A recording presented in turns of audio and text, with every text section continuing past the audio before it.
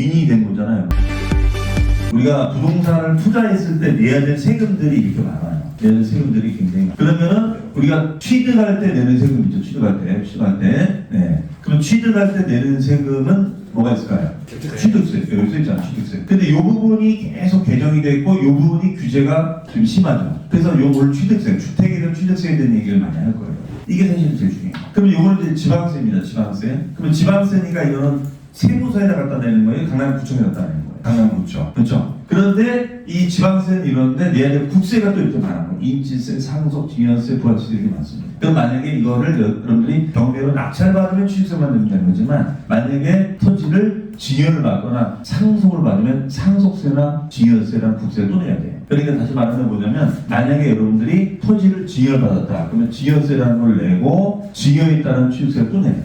그러면 세금 두 번 내는 거, 두 번 내야 돼요. 다만 이거는 국세라는 형태로 한 번 내고 이거는 지방세라는 형태로 내는 거예요. 근데 만약에 그냥 일반 매매로 사거나 경매로 낙찰을 받으면 취득세만 내면 되는 거예요. 이해되시겠죠? 그런 관점에서는 우리가 매매로 사는 것이 더 좋긴 하지 취득세만 내면 되는 거니까. 그렇죠? 자, 근데 중요하니까 제가 이제 이 중개사 강의를 오래다 보니까 전국의 이 중개사분들을 많이 알고 있어요. 제가 이 얘기를 한 이유가 있어요. 여러분이 만약에 엠페로 물건을 갖다 유입을 하든 경매 낙찰을 받든 자, 그러면 나는 도심지에서 활동하는데 내가 물건 받아놓은 거는 자, 대구에 지금 유명 많단 말이에요. 그럼 대구 수성에 있는 물건을 낙찰받았다. 그러면 그걸 여러분들이 임대 관리할 수 있어요, 없어요? 못하죠. 여러분들이 일하는데 어떻게 관리합니까? 그러니까 이것도 되게 중요한 거예요. 뒷단도 생각하셔야 돼. 그럼 내가 이걸 유입을 해서 이거를 수익을 올리는 건 다 좋은데 그러면 그걸 누가 관리해야 되잖아. 근데 나는 지금 내일 일하고 내 사업에 되는데 관리할 수 있는 사람이 없어. 그러면은 이거 누구한테 맡기면 될까요? 그 저기 중개사한테 맡기면 되는 거야. 근데 그 중개사가 이런 임대 관리도 할 줄 알고 그 다음에 또 이런 경매 개념도 좀 알고 있으면 제일 좋죠. 그래서 저는 중개사분들한테 그 얘기를 하는 거예요. 여러분들은 이 경매 투자자분들과 친하게 지내시죠. 서로 그 윈이 된 거잖아요. 그럼 여러분들이 받으면 그분한테 위탁을 주고 관리비 주면 돼요. 그럼 그 사람들이 알아서 임차인 다 관리해주고 해주거든요. 그러면 임차인에 대한 관리 스트레스는 그 중개사가 받는 거예요. 여러분이 받는 게 아니에요. 여러분들 관리하면서 이 스트레스 받아보셨어요? 한번 진상 임차인 한번 만나보실래요? 네? 네.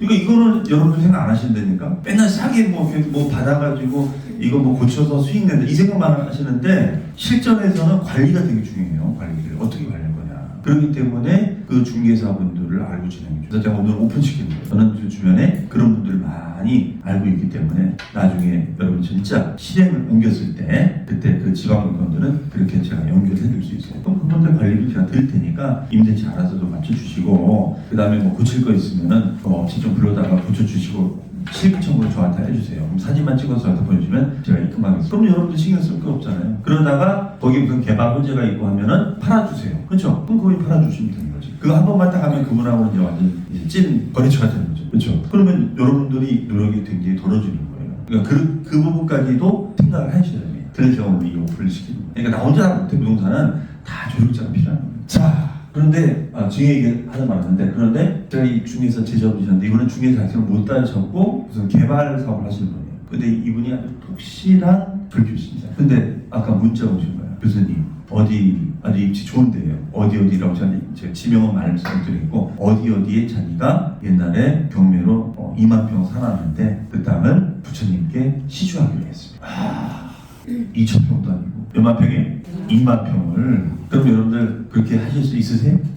교수님 미쳤어요. 지금 돈 벌어야지 뭘 그걸 증여를 해요. 전 이분 처음 봤어요. 그래서 문자 오신 거야. 그래서 자기가 너무나 마음이 행복하다. 근데 이분이 기부를 많이 하시는 분이에요, 사실은. 이분은. 그래서 이분은 그 영종도에서 그 빌라 개발 같은 거 원룸 주택, 상가주택 개발하시는 분이 그것도 하세요. 근데 거기서 개발이 이게 무조건 10%를 시줄래. 진짜 어떤 그 불심이 대단하신 것 같아요. 그래서 몇 글자 썼죠. 복 받을게요. 네, 복 받을게요. 네. 어쨌든 여러분들이 잘 되시면 그래도 좋은 일도 한번 해보시기 바랍니다. 네. 자, 그 다음에가 이제 우리가 취득할 때 부가가치세라는 세금도 내요. 요거 부가가치세도 우리 실무에서 되게 중요하거든요. 그래서 우리가 부동산 거래할 때는 부가가치세가 발생되는 거래도 있고 발생이 안 되는 거래도 있어요. 그러면 자, 지금 오늘 관심 있는 물건, 자, 여러분 관심 있는 물건 찍었는데 아파트를 경매로 낙찰 받아요. 그러면 부가가치세가 있을까요, 없을까요? 없습니다. 그렇죠? 자, 그럼 만약에 여기 만약에 토지가 있어, 토지주가 있어요. 이것은 경매가 아니라 그냥 일반 매매로 사는 거야. 근데 이게 토지가 임야. 근데 이 임야가 얼마짜리 임야냐면 이게 2억짜리예요, 2억. 근데 여러분들이 분석을 해보니까 너무 좋아. 배산 임수 너무 좋아. 자, 그러면 2억짜리 토지를 매매로 만약에 산다. 그러면 이거는 부가가치세가 있을까요, 없을까요? 자, 다시 한번 물어봅니다. 자, 토지를 매매로 사면은 부가가치세가 있을까요, 없을까요? 없습니다. 한 번 더 물어보면 강박이에요, 이제. 자, 그러면은 2억의 매매사는 부가세가 있다 없다? 빙고 맞습니다. 아유, 지조가 있으시네. 3번 물어보면 바뀌더라고. 자, 이거는 부가가치세가 발생하지 않습니다. 근데 만약에 이거를 여러분들이 사가지고 개발을 좀 약간 해가지고 이걸 갖다가 지목변경해서 임대를 줍니다. 그리고 지료를 받아요. 지료. 그럼 이 지료는 부가가치세가 있을까 없을까요? 지료 있어요? 있을 것 같아요? 이거 비신들리는데? 네. 이거는 부가가치세가 있어요. 토지 임대는 부가가치세가 있어요. 이거는 부가가치세가 있어요. 그래서 이게 헷갈리는 거예요. 이게 어떨 때는 부가가치세가 있다가 어떨 때는 없다가 막 이래요. 그럼 부가가치세가 있으면은 세금 개선서를 발행해야 되는 거고 없으면 발행하지 않아도 되는 거거든요. 그래서 은근히 부가가치세 처리도 중요합니다. 왜냐하면 부가가치세는 뭐 직장 다니시는 분들은 아시겠지만 거래 금액이 몇 프로죠? 10%예요, 10%.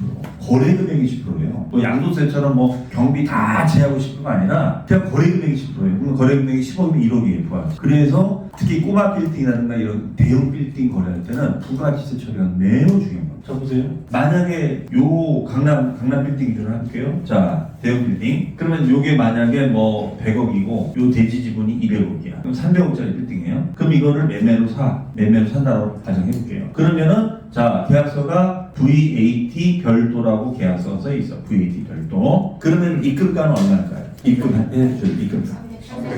310억. 맞습니다. 오늘 웬일이야 도대체. 이런 감정이 있어야지. 자, 그래서 요거는 부가세 10%가 있어. 이거는 있어요. 이거는 있는데 얘는 면세예요. 토지는 토지 거래입니다. 그러면은 310억을 입금가로 잡아주면 된다고. 그러니까 실무에서는 그렇다면 이 건물 가격을 얼마로 정하느냐가 매우 중요해요.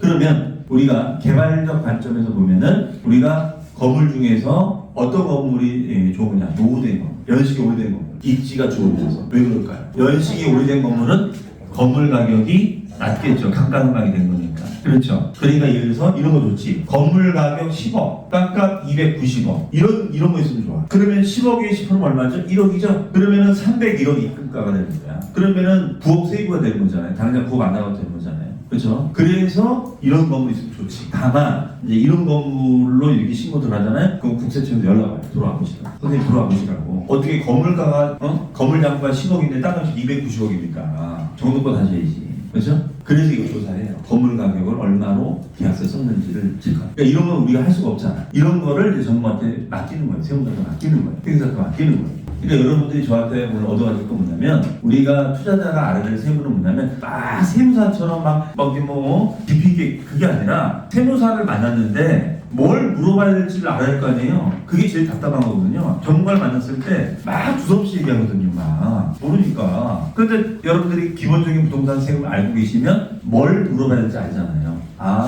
오늘 김 교수 강의 들어보니까 이 건물에서는 이 매매할 때는 건물 가격을 산정하는 것이 중요하구나. 그러니까 이 건물 가격을 얼마로 해야지 나중에 세무조사도 안 받고 문제가 없는지 그거를 물어보면 되겠구나. 이게 키워드거든요. 여러분들이 건물 가격을 막 정해가지고 나중에 이거 뭐 실수하는 거 그러면 안 될 거 아닙니까? 그거는 이제 그분한테 맡기면 되는 거지. 그런 비용은 아끼시면 안 돼. 그러니까 우리는 효율성이라고 하잖아요. 내가 이거 뭐 비용 좀 이거 뭐 이런 비용 아껴가지고 결론적으로 저분은 밥 먹고 하는 저분인데 내가 이걸 다 알아서 해야 된다고 하면은 공수만 들어가고 시간만 낭비가 되는 거잖아요. 그래서 여러분들이 저한테 얻어갈 거는 포인트가 뭐냐? 그거만 딱 아셨다가 전문가 만나서 물어보시면 됩니다. 그럼 여러분들 얻을 거 얻어갈 수 있는 겁니다. 맞잖아요.